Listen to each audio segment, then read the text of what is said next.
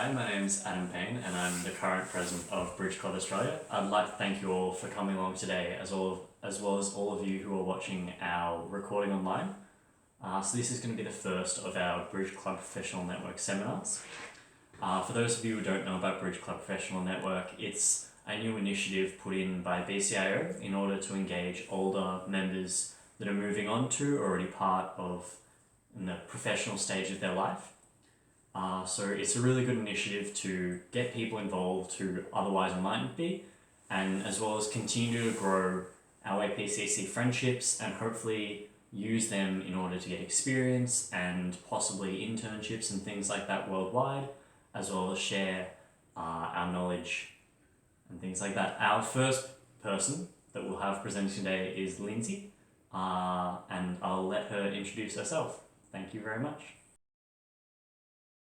My name's Lindsay Mackay. I was lucky enough to be a junior ambassador in 1992 and then a peace ambassador in 2009 and a chaperone last year, 2017. So I imagine everybody watching this has an interest in Japan, so I thought I'd ask a question to kick it off. My first time working in Japan, I worked in the ski fields in Nagano, and I lived with a friend, and we had a bit of a mystery because every morning we'd wake up and find glasses of water scattered around the house where we lived. Does anyone have any idea why that was? I've got No idea? no mystery. So we worked at a hotel at the front desk and in the restaurant. And anyone who's been to Japan probably remembers that every time you walk into a restaurant, you hear "Irashaimase." So it turns out, so we got a friend to come and sleep over. It turns out that every night one of us was yelling out "Irashaimase" in our sleep, and the other was getting up and serving water to the customers. Wow. Goodness me. All right.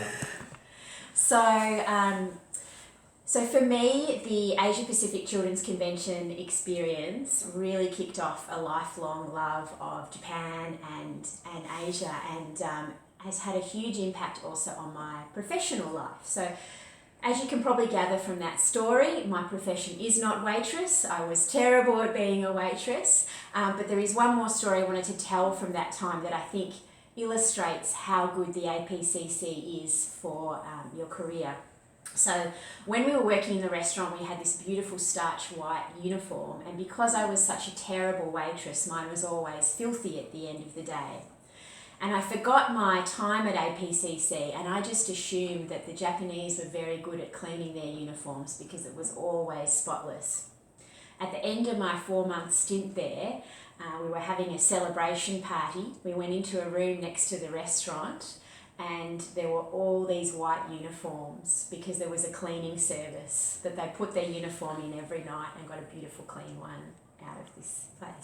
And I said to the Japanese, "Why didn't you tell us that there was this cleaning service?" And they said, "We just assumed that Australians like to wash their own clothes."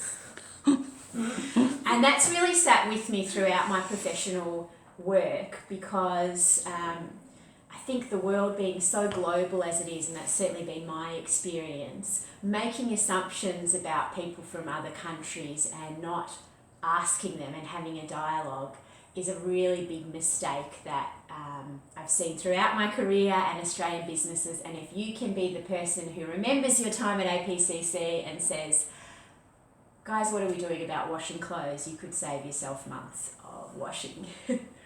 So in my professional life now, I'm an in-house lawyer. So that is, I am a lawyer at a company and I only have one client, which makes things easy, which is my company. And my company is in the asset management space. So we try to take the money that people save for their retirement and we try to invest it so that they have more than they started with when they retire, which is actually a really tricky thing to do. So the most important thing there for people thinking about retirement is make sure you are not paying too much for that service. You don't want it to be eroding your money. So the company that I work for is global. So they provide asset management services all over the world, and they have people managing money all over the world. Our largest office is in Hyderabad in India, and we have people in North America, South America, everywhere. And before I joined this company, I worked at another asset manager that had a slightly different model. They started in the US and moved outside, and they made lots of mistakes. For example, they put all these printers into Europe that had American-sized paper, and you'd think that's a small mistake to make, but it adds up to a lot of money. They went into India and did a presentation where they were talking about stocks in agriculture in beef. Didn't get that business, as our Indian friends could tell us. It's not necessarily a good product to be selling into India. So I think that so I was going to go through 3 things that I think APCC has helped me with my career. The first one is absolutely the cultural awareness piece. So thinking back to our time at the Marine House, we know there were kids who didn't eat the same foods as us. Our Japanese families had baths at night instead of showers in the morning, and those things were not just important to making friends, but they're actually important, I think, to succeeding in business in the future, so that you're not talking about beef in India. Some of the other examples that we have, so I went and visited our office in Tokyo in Japan with the first company, talked to the staff there. So I do have some Japanese language skills, so that was great. But I think more than that, it was the cultural awareness. So I brought a whole lot of gifts from Australia, just like we do when we go to Marine House, we exchange gifts. And the staff there were thrilled. They said, we have so many visitors from the US, from the UK. No one ever brings a gift from their country, and we find it really hard to open up and engage. And something as small as that made a huge difference. And we then had a dialogue about how work was going in Japan. And it turns out the business was doing really badly, because in Japan, people who save for retirement go through a certain advisor, and those advisors will only work with certain asset managers. They all sit on the boards of their companies, so it's very relationship based, different to Australia. And our business was just going in there trying to sell as if we were in Australia or the US, but the staff didn't feel comfortable talking about that because they didn't have a good enough relationship with the other people. And also, I guess they felt it was rude to question the company's strategy. So something as small as bringing along a gift turned into rethinking that whole strategy in Japan. And then, interestingly, at this company, I've noticed, because they've hired more Japanese people globally, they didn't make that same mistake, and they went in and asked questions, just like you ask about washing shirts. They asked, how do you sell funds in Japan? So that was my first learning, is absolutely cultural awareness, that people from different countries might do things differently, and it's important to ask and learn about them. The second thing that I think APCC has given me in my career is the ability to think broader than just Australia. So before I joined my company, I worked for the government watchdog, the Australian Securities and Investments Commission, whose job it is to make sure that people who are saving for retirement don't have their savings stolen, or that nobody's doing the wrong thing with people's money. So really important job. And my job there, I was an advisor to the commission who were running that organisation, and it was a really tough time. Older people in the room might remember the global financial crisis, where a lot of people lost a lot of money, particularly in the US. People had lost their homes and were really struggling. And the Australian government called us and said, what do we do? And it's quite an interesting thing for you as a professional. You come out of uni and you think, well, everybody knows what they're doing.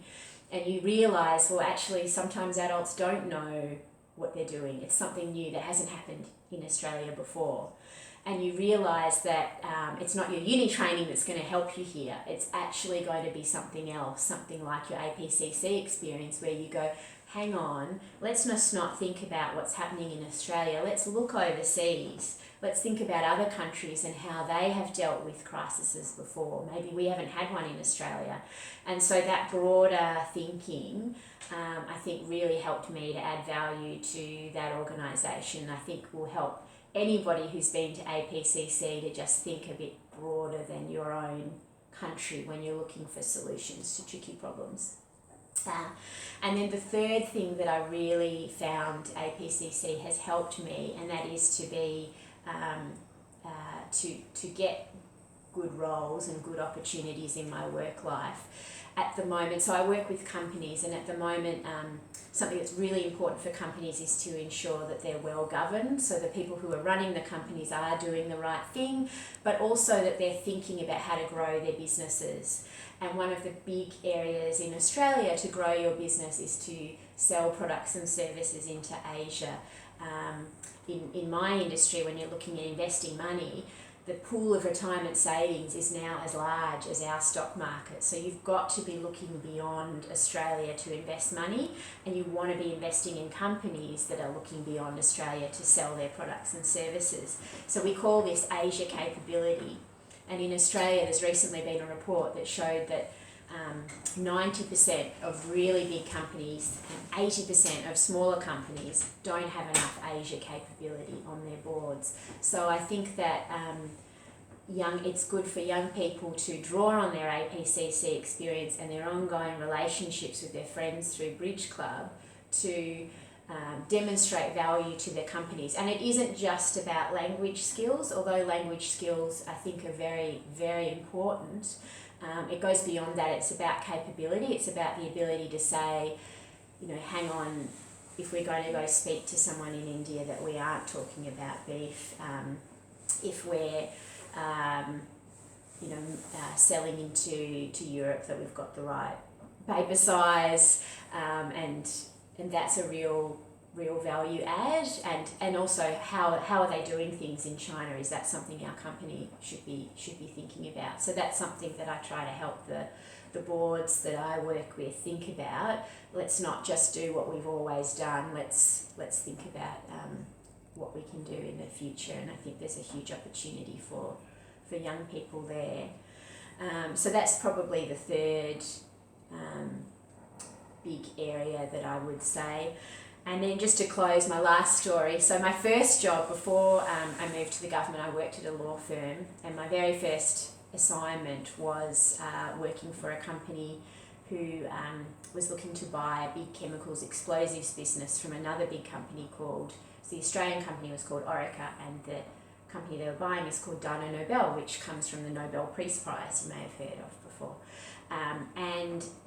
So that was a Norwegian company, but they didn't only have these explosives companies in Norway and Australia, they had them in about 26 countries around the world. And initially I thought, oh my goodness, am I going to have to, so my job is to make sure that that company is complying with the law and doing the right thing when it buys those businesses. And I thought, my goodness, am I going to have to know the law in every one of these 26 countries? But no, that's not how the working world works. The answer to that puzzle is I need to find an expert on the law in each of those 26 countries who will help me, help my client, make sure they do the right thing. And I looked at that problem and I thought, I've been here before. This is like being at the Marine House. I've got 26 different countries, Peru's there, the Philippines, Indonesia. I've got 26 new friends I need to make. And so what I had to do was go and find and connect with a lawyer in each of those countries who was able to help us pull off this multi-billion-dollar deal for our client without breaking the law in any of those countries. And so my last piece of advice for people who have participated in the APCC and now moving into their professional life is every day in business, think like you're back at the Marine House. You might not be handing out business cards in the future. It may all be electronic. You may not be handing out gifts, but it's exactly the same. And if you knew how to make friends when you were 11, you'll know how to do business when you're 21. Thank you, everyone.